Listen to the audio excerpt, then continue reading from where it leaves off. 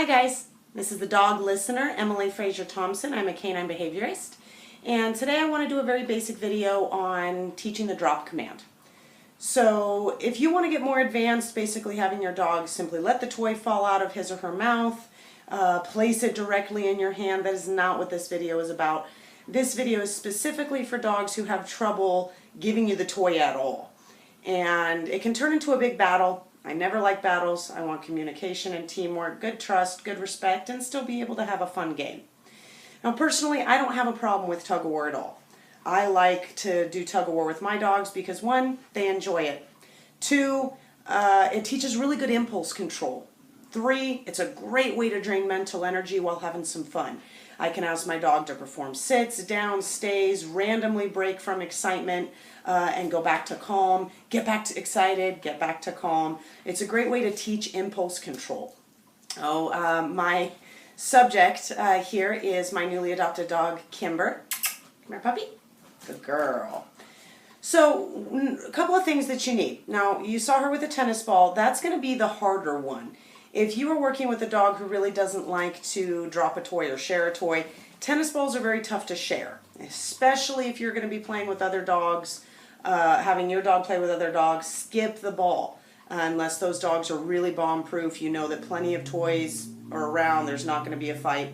This is something a dog can share. A stick, a rope, maybe a big wubba. I love those as well, made, I think, from the Congrand. So I'm going to demonstrate first with the rope, and then I'm going to demonstrate with a tennis ball for those of you that maybe that's your only option in that moment. So before I do the actual video with her, this is a dog right here. This is the dog. This is you. So when you want that toy and you pull, this is the game. Your dog thinks this is the game. Their instinct is to pull back. Now maybe you're really strong and you can rip that toy out of their mouth, but couple of negative things happen. One, your dog's focus is 100% on the toy. So as soon as that toy leaves, they're going to jump back for it. Now that can either get your hand inadvertently, or it can actually in some cases teach resource guarding because the dog is going over that item, lunging forward. Not a good thing. Definitely not something you want to teach. So I want my dog to drop it willingly. So I'm going to have a nice long object first, and then I want you to really listen to your voice. My voice is going to be flat and even. This is not my dog is in trouble. This is not a screaming match. You don't want to add more excitement to a particular technique that you want your dog to be calm about. The game is exciting, but you need your dog to be in a calmer state to be able to get the concept of, hey, let's drop it so we can go back to the game. So your voice tone is going to be really important. Now I'm going to use the word drop. I prefer not to say drop it because it's too easy for people to say drop it, and get really frustrated. Frustration in your voice is definitely a negative. It is a form of fear, and dogs will take that and they'll learn to either to tune you out, just like kids, or they'll actually get more excited because it is a form of excitement. So you're going to hear me say it just simply as if I expect it. Drop. So nice, even, flat voice tone. You are not going to hear me repeat myself a lot. One of my big pet peeves is drop, drop, drop, drop. You're going to start getting that frustrated voice tone, and you're also teaching your dog that once doesn't actually mean once, it could be 10. So I don't want to add more excitement. I want my dog to really understand the concept. Now, you have two options on that. You can repeat yourself about every 3 to 5 seconds. I prefer 5. Or my ultimate preference is to not repeat myself at all. But the second my dog actually drops the toy, I'm simply going to reinforce that original command with good drop. I'm going to say it a couple of times. Good drop. Good drop. I'm not going to institute petting. I'm not going to institute food in this video. You want to use food, that's fine in many situations. But this is actually a very, very easy technique. Lots of fun once you get the hang of it. And you don't need food for it. So I'm going to start with a rope. Kimber, come. So I'm going to tell her to get it, good girl, good girl, good girl. And I'm going to encourage a little bit of tug-of-war. Get it, good girl, get it. Now, as soon as I want it, if I tell her to drop it and I keep pulling right here, not going to go over very well. So what another dog wants, a toy, basically what they're going to be doing is, and of course she's not being super into the game right here, is they're going to get as close as possible to that toy. So what you're going to see me do is when she's got it, and I want it, I'm going to get my hand right around her mouth right here. I will not pull back whatsoever. Now if she continues to pull back, all I have to do is reach over, grab that collar to make sure she does not pull back. So we're going to go ahead and do that. Come here, come here, get it. Good girl, get it. Get your toy, get your toy, get your toy, get your toy, get your toy. Good girl. So I'm going to ask her to drop it. I'm going to put my hands here. Drop. Now if she goes for it again, no. I'm going to go underneath. This is also another concept, and it simply just falls out of their mouth. It really is that easy. So you could either grab it here, as you saw me do in the beginning. Really my favorite is to do that second technique where I go underneath. So let me show you that again. Take it. Good girl. If you're going to practice this with your dog, encourage them to take it again. Make this fun. This is not about being in trouble. So I'm going to go all the way underneath, and I'm going to grab the whole thing right here, and I am not going to pull. I don't even have to say the command. She's already starting to let it fall out of her mouth. No. If she goes for it, just keep your timing quick. Let them, for me, my word is no. I don't want your hand getting getting bit by accident. So one of the things that's really important if you have any type of a toy is to cover your own thumb. So I'm not having my thumb out. I'm going to do that again. Take it. Good girl. Good girl. So praise your dog. Be just as part of their excitement as you are the work. Now after you have them drop, I like to ask for a sit or a stay. I always ask for some eye contact if I'm really working my dog. So I'm going to go underneath here. Now let's say she pulls back. So I'm pulling a little bit to instigate her to pull back. Never pull back if you're actually doing this on purpose.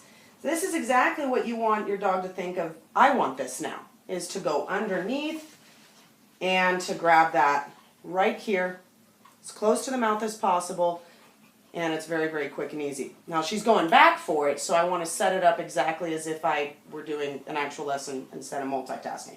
Get it, good girl. I'm going to pull back a little bit. I'm going to encourage her to take it. Good job, good girl. So I'm going to go underneath. If she pulls, I reach over, just lift up very lightly. She's already dropped it. But there are going to be plenty of times where your dog pulls back because they're not used to this. Take it, good girl. Get it, get it, get it, get it, get it. So I'm going to pull back a little and hope she doesn't drop it. This is just to encourage her to take it. Reach over, grab the collar, lift up. Very light. This is not about pressure on your dog. This is just stopping them. I can do it with one finger. Stopping them from being able to pull back further. Of course, you can do this from a standing position. I'm just choosing to be on the floor. So I'm going to look right at her. Drop. Stay.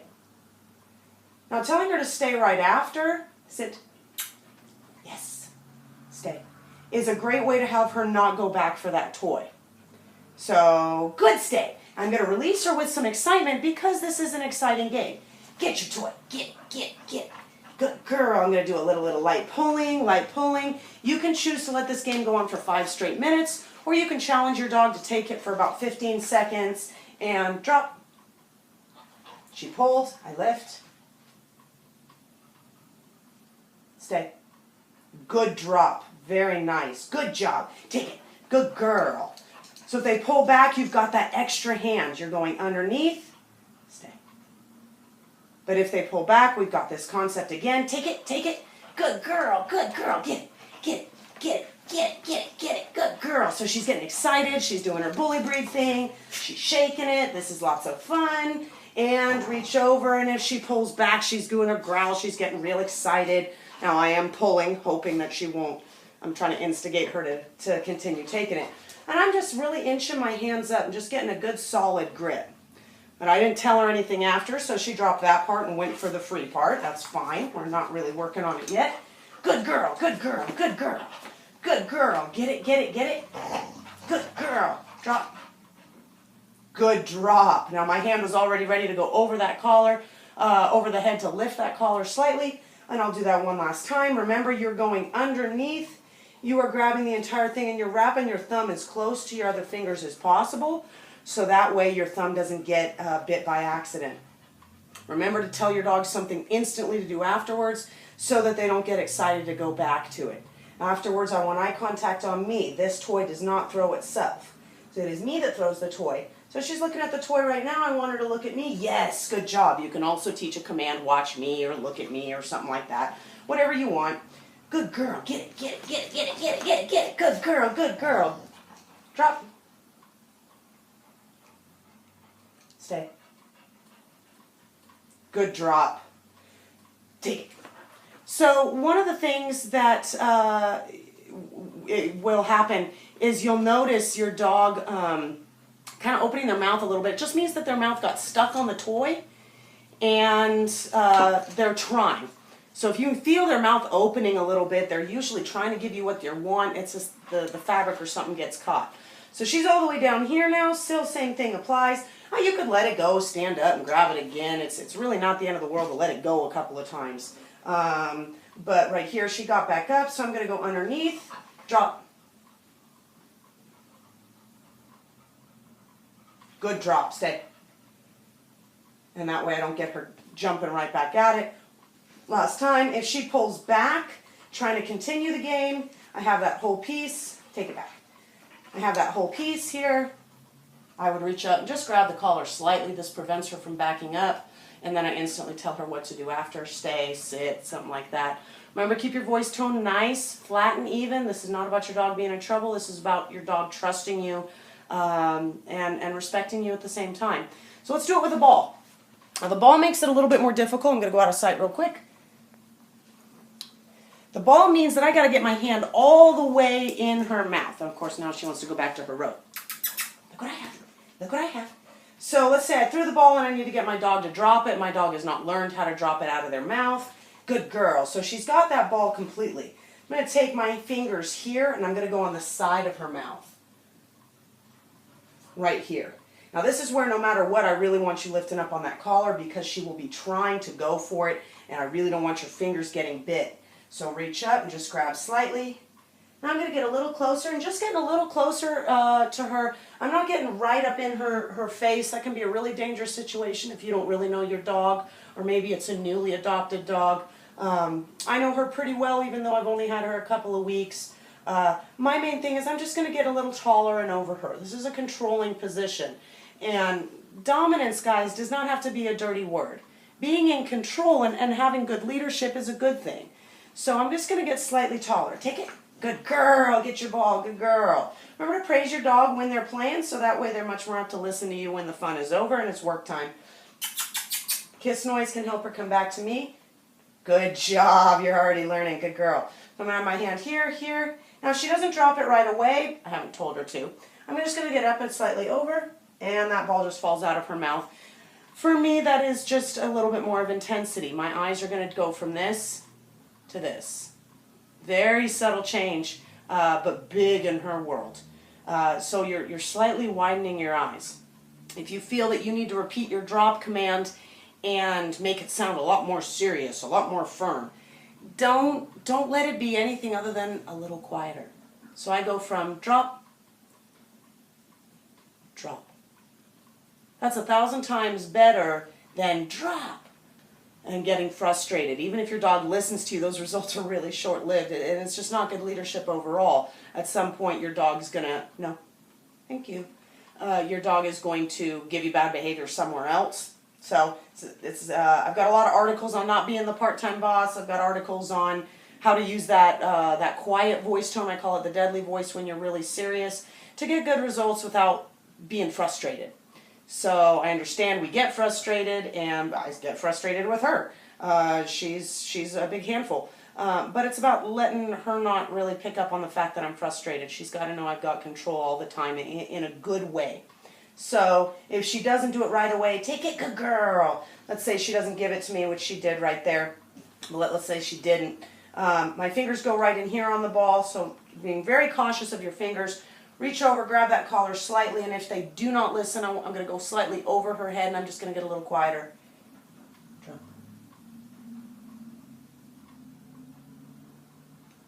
Thank you.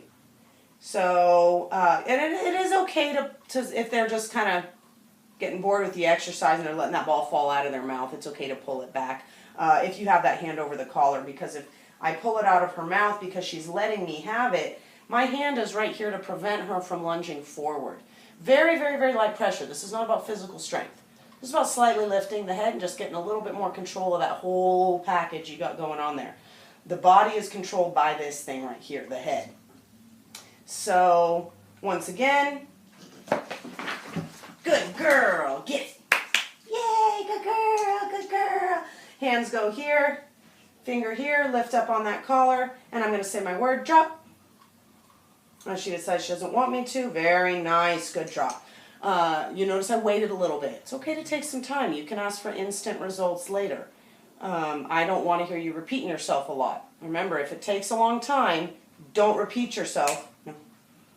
What I want is for you to say good drop a couple of times fairly emphatically at the end. Really keep your words clear when you're asking your dog to learn a new phrase. Good drop, good stay, good down, good sit. Not good sit, good down, good drop, drop it. Really let them know exactly, enunciate your words, basically. Let them know exactly what those words are. Anytime your dog doesn't drop and you feel that you have to repeat yourself, wait a few seconds and then make your voice quieter and your eyes a little bit more serious. It makes a huge difference in the dog world. We're not getting right up in her face, we're getting slightly up and over the head, which is a controlling position. So we have our rope, take it, good girl, we're getting excited and we're just as far as she wants the ball. Drop, thank you, stay. No. Take your toe, take your rope, good girl. I'm not ever hiding this. If I have to, I keep it here, but this is mine. If I do this or hide it behind my back or turn around, I lose all my leadership. So this is mine. I want it either in plain view and my dog to back up, or I want it to my chest, which is much more of a possessive way of being. I know I'm kind of branching off into other concepts. No. No. So right there I had to repeat myself. I said no once. She didn't listen, so I got a little quieter, a little bit more intense in my eyes. So she does this. No. I want my dog to listen to a nice casual voice. I don't want to condition them, even if they do listen to a big, harsh voice. I don't want to have that harsh voice all the time. No. Thank you. Now, if that hadn't worked, I would have said no. A little quieter, a little bit more intense. Always quieter, though. A lot of reasons for that. That's in my article called Fail-Safes. Now, if she keeps going for it, I don't want her failing. I just say no, and she keeps going for it, no, and she keeps going for it. She listens, but she's making a mistake over and over. No. So she just did that herself, but that's exactly what I'd be doing, is asking my dog to give a little bit more space. Now, that could be with a sit, that could be with a down, or it could just be with a simple stay. Now, this is not a video on how to create space, but I could use my hand gently simply to claim my own area without having to take this away. This is mine. I let her play with it. And every time I have to take something away or hide it, I am losing a very, very big concept of leadership. So we've got our rope. Take it. We're getting excited. We're getting excited. Take it. Good girl. Good girl. Get it. Get it. Get it. Get it. Get it. Drop. Good drop. Under, grab, close the thumb, wait. They pull, reach over, grab the collar, slightly lift up. They still don't let go, slightly go over that head. Repeat that word very quietly, a little bit more intense, widened eyes. We've got a ball. Fingers go here. Once again, not my preferred toy. Now you can either, if you trust your dog, just say drop. No. Stay. But as you can see, she dropped it but wanted it really badly. For whatever reason, she likes this a little bit more, or just a different moment. Take it. Good girl. So I like to have that safe thing of lifting up on that collar. Drop. So that way she can't go back for it, and I can teach her good impulse control, and then later on I won't have to grab that collar. Thanks, guys.